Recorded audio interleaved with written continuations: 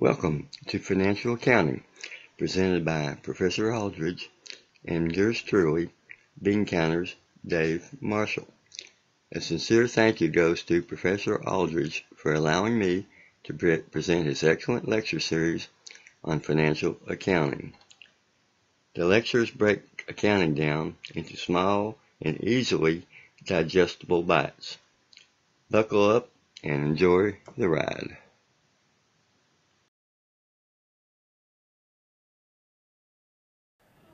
Welcome to beautiful Italy, birthplace of many of the world's most important historical figures, like Michelangelo, Leonardo da Vinci, Christopher Columbus, and Luca Pacioli.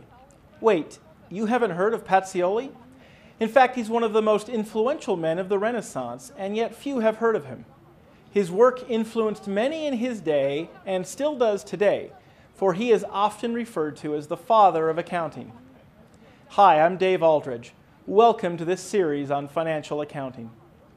The fact is that some sort of record keeping has been around ever since the first hunter wanted to trade with the first gatherer. But Pacioli took many of the different ideas about mathematics and record keeping and published a book which included 27 pages called Details of Calculations and Recording. This section has become the basis for modern-day double-entry accounting. In fact, many of the terms you will hear in accounting, like debit, credit, journal, and ledger, all originate from his 1494 text. So when you think of Italy as the birthplace of science, art, and culture, add accounting to that list. So grazie Italia and arrivederci. I'm off to Scotland. Welcome to London. I intended to shoot this segment in Scotland, but it turns out there's nothing to see in Scotland other than sheep. And they weren't the friendliest of sheep.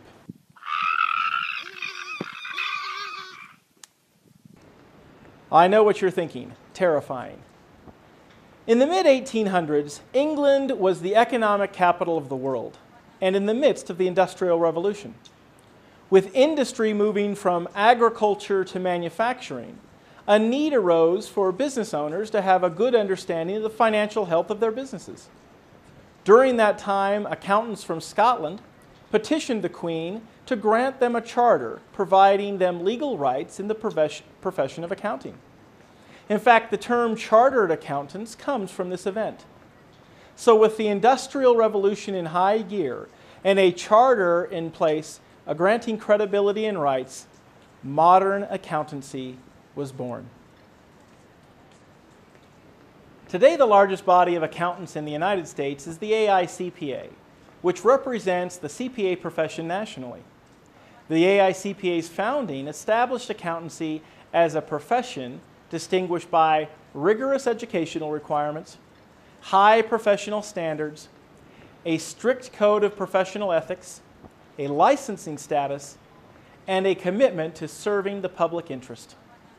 In a recent survey done by the Department of Labor, it is estimated that more than 1 million people work as accountants in the United States, with many more working in accounting clerical and support positions. So you can see that accounting has come a long way in the 500 years since Pacioli first published his text. Accounting has grown out of obscurity into a well-respected career path and profession.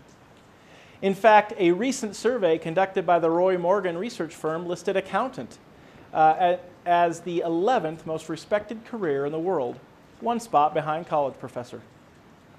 Today, the economic capital of the world is New York City, and specifically Wall Street. Accounting is present here as well. Accountants provide the financial data that help investors analyze companies for potential investing decisions. Behind me is the New York Stock Exchange, which is the largest stock exchange in the world in terms of market capitalization. By the end of 2013, companies whose stock traded on this exchange were worth approximately $16 trillion. On average, $170 billion of securities or stocks are traded here daily. And none of that would be possible without accounting. So that concludes this short video on the brief history of accounting. I hope you've enjoyed it as much as I have.